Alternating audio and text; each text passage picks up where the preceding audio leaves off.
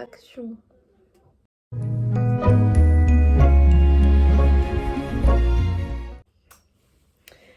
Salut tout le monde, j'espère que vous allez tous et toutes très bien. Bienvenue sur ma chaîne.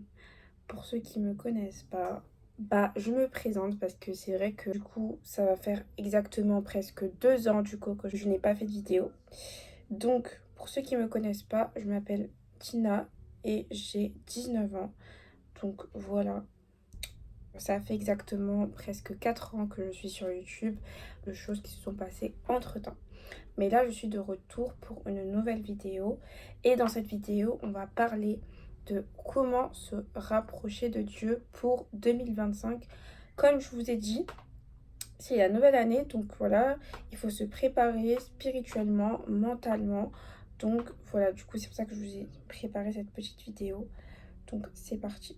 Coiffer, je vais juste m'attacher les cheveux parce que j'ai les cheveux en pétard. Donc comme crème, moi j'utilise le coconut.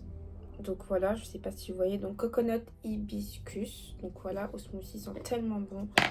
Genre vraiment, voilà, j'utilise presque tout le temps cette crème pour me coiffer.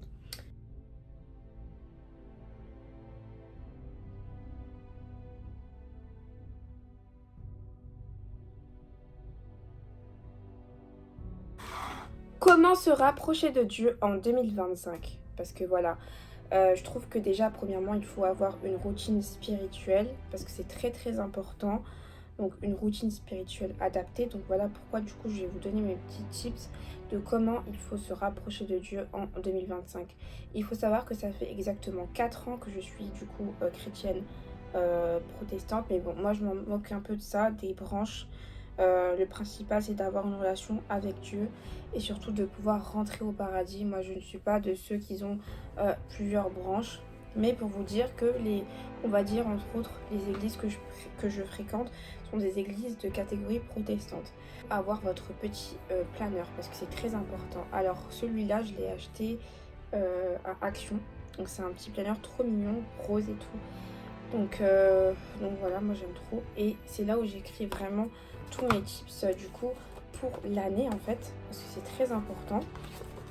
Donc le planeur il est super mignon. Vous avez vraiment au cours de la semaine pour simplement du coup être préparé et avoir surtout une routine disciplinée. Donc voilà pourquoi c'est très important. 2025, je vais vous donner mes conseils les filles en fait.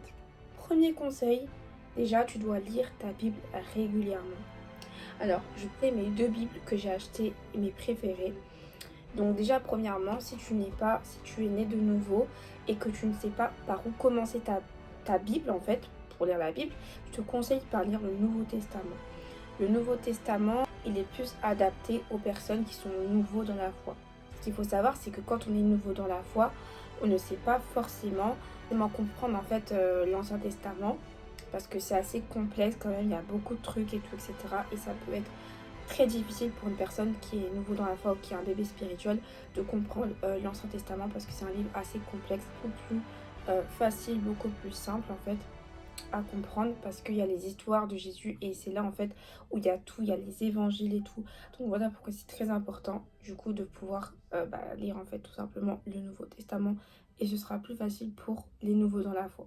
Du coup je vais vous montrer les 2 Bibles que j'ai parce que toutes les filles en Christ elles l'ont, tu vois. Ça c'est obligatoire déjà, ça c'est obligatoire.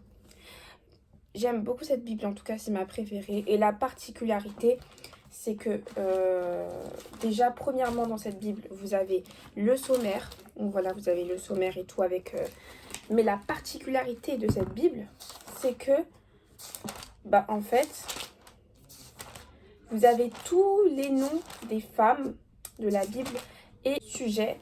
Donc par exemple prière pour le célibat. Donc je pense déjà toutes les filles en Christ elles ont cette Bible parce qu'elle est connue.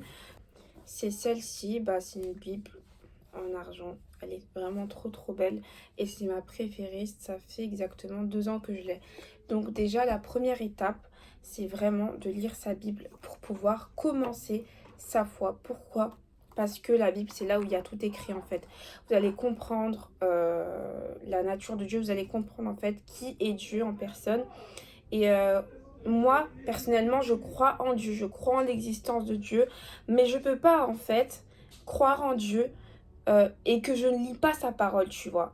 Et j'ai vraiment voulu chercher en fait qui était Dieu dans la Bible, dans sa parole, et connaître en fait qui il est. Donc première étape, lire sa Bible régulièrement. Deuxième étape, c'est la discipline spirituelle.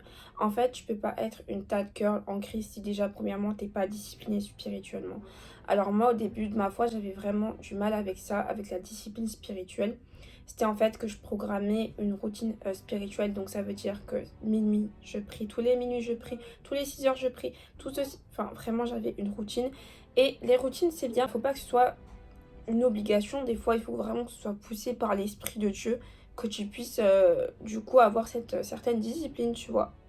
Donc voilà, pour pouvoir connaître et être proche de Dieu, c'est le jeûne. Le jeûne, c'est très important. Alors le jeûne ne te fait pas monter spirituellement. Le jeûne permet de briser ta chair, tu vois. Il y a une différence. Le jeûne ne permet pas que tu puisses monter spirituellement. Le jeûne permet justement de briser ta chair, tu vois. Si tu veux vraiment être brisé, bah il faut simplement en fait que tu jeûnes pour faire traîner ta chair. Il faut que vous appreniez à faire traîner votre chair par terre parce qu'elle n'ira pas au paradis avec vous. Si tu n'es pas en capacité de pouvoir traîner ta chair par terre, et bah c'est chaud. Parce qu'il faut la traîner par terre, parce qu'elle n'ira pas au ciel avec toi. Donc c'est très important le jeûne. Et il y a plusieurs types de jeûne. Il y a le jeûne des réseaux. Et le jeûne en fait c'est tout simplement une privation où tu t'éloignes de tes penchants. Donc par exemple je peux faire un mois de jeûne, un mois de désintoxication, un mois sans être sur les réseaux sociaux. Je peux aussi faire un jeûne de fruits. Ça veut dire que je vais manger que des fruits. Et du coup voilà. Donc c'est ça un petit peu le jeûne. Je vous ai donné quelques exemples, mais c'est très important de jeûner pour se rapprocher de Dieu parce que ça va permettre à ce que tu puisses vraiment privilégier Dieu. Donc voilà.